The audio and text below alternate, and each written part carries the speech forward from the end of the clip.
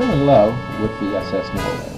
It was love at first sight, December 27, 1992. Even though this was our second cruise out of Miami, the excitement was almost something you could touch and feel. The three of us, my wife, my son, and I, were booked into our cubbyhole cabin near the bow with a single porthole. When we arrived, we asked about an upgrade.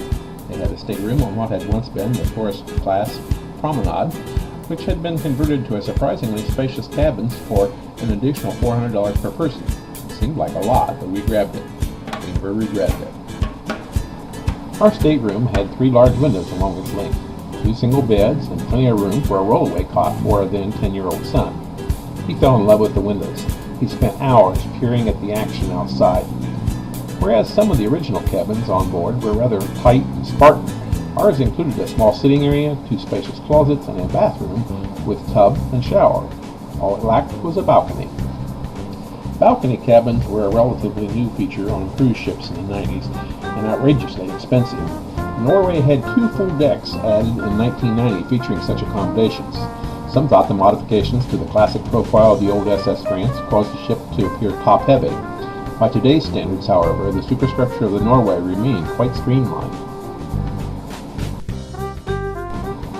The uppermost deck of the Norway was a delight, especially at sail-away time. The predominant color was grassy green. Not real grass, that would come more than a decade later, but genuine grassy green astroturf.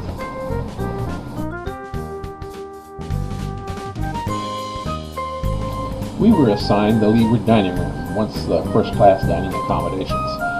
By today's standards, the richly paneled 2-story room was a bit gloomy, situated well down in the hull of the ship without a window in sight. The promenade deck was like the main street of a town, except it ran around the ship instead of down through the middle as seen today. The Norway pioneered both the onboard ice cream parlor and the pizza shop. Both were free. Outside, by the aft pool, ice sculptures carved, kids cavorted, and adults worried about the pigmentation of their skin, or lack thereof.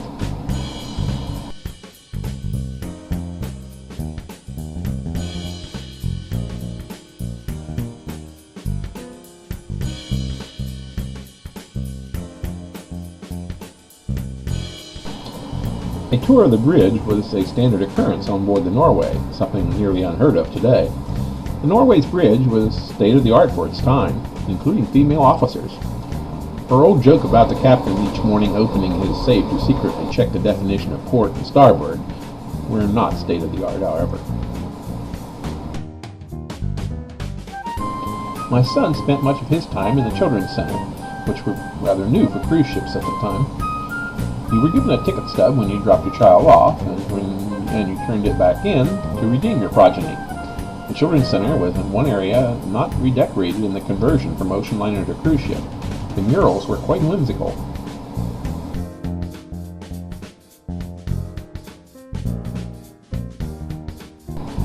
Going ashore inevitably meant as much as a half-hour boarding and unboarding one of the Norway's tenders. The only port in the Caribbean capable of handling Norway's 35-foot draft was Miami, and even at that, NCL had to foot the bill to see the port dredge to a depth of just 40 feet. Only in going ashore, seeing the Norway's 1,035-foot length and 110-foot beam, we'd get a real sense of the ship's mass and physical presence. In contrast, today, Royal Caribbean's Oasis and Allure of the Seas are about the same length, but nearly twice as wide and more than 3 times as heavy.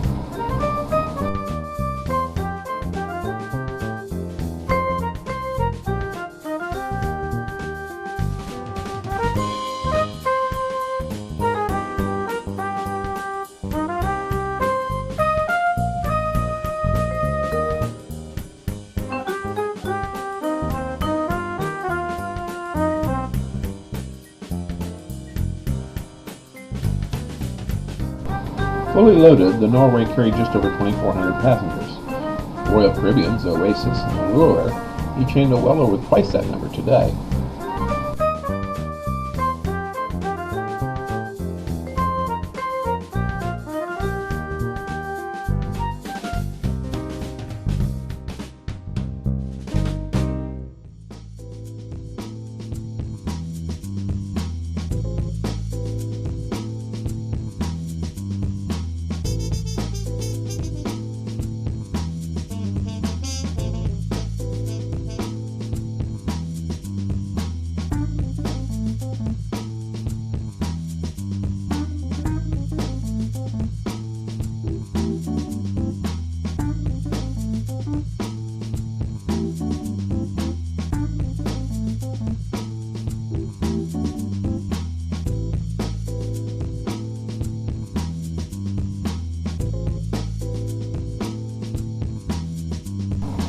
Despite the sizable tenders lodged on her foredeck, the Norway carried the standard accompaniment of lifeboats, which literally were open boats, not the enclosed tender-sized craft seen today.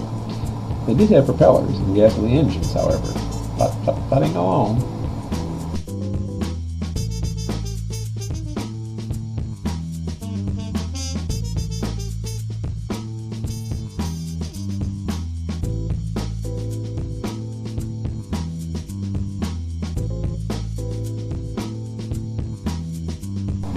The entertainment on board the Norway was somewhat crude by modern standards. No Broadway productions, ice shows, or high diving spectacles. Most of it was along the line of vaudeville. Very good, folks. A very good evening. We'd like to welcome you here to the North Cape for what we call our Roaring Twenties in Review. Now, for the next 45 minutes or so, I want you to forget about 1990s humor. We're stepping back to vaudeville. Best anybody seen my gal? Wackadoo, wackadoo, wackadoo. Turned up nose, turned down hose. Flapper, yes sir, one of those. Has anybody seen my gal? Here come the gals. Have a nice half the ladies as they come out on stage. No sir, I don't mean maybe, yes sir. That's my baby now. By the way, when we reach the preacher will say with feeling, yes sir, that's my baby. No sir, I don't mean maybe, yes sir. That's my baby now. Wackadoo and the crowd goes wild. Once upon a time there were two little snakes hissing in a pit. They were hissing and playing and hissing, and Mama Snake came home. She said, "Little snakes, what are you doing hissing in our pit? You got any hissing to do? You go on over to Mrs. Potts' pit and hiss in it." So they slithered and slithered on over to Mrs. Potts' pit to hiss, and they were hissing and playing and hissing, and Mrs.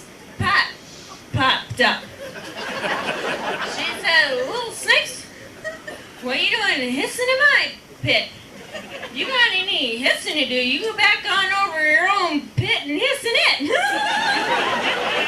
You thought I was gonna screw it up, didn't you? The Norway's Midnight Buffet. Virtually no cruise ship today lays out such a gastronomic feast for the eyes and the palate as did the Norway. It was literally too much of a good thing.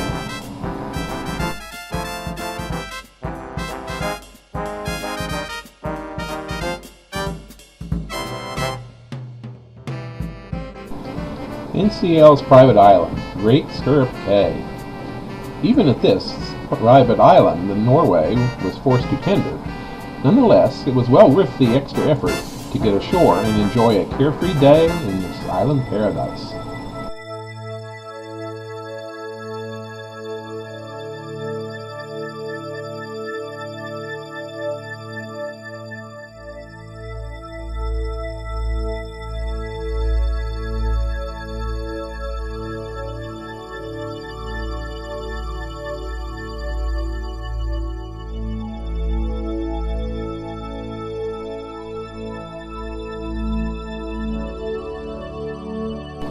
It's hard to believe she's gone, almost like a death in the family. Dying is never pretty. She wasn't my first love, but I'll miss her just the same.